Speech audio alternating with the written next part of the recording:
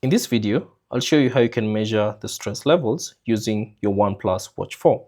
Now all you have to do is from the watch face, simply press the crown button once to access all the settings, or rather all the applications, and then find the stress app, which is denoted by a smiley face.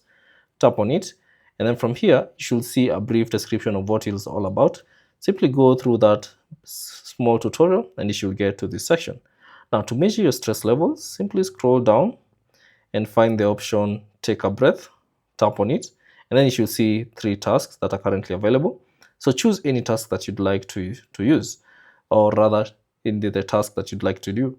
So for instance, be breathing, I can tap on that, and then you should just follow all the instructions that might appear during this exercise. So let me just tap on start and follow all the instructions.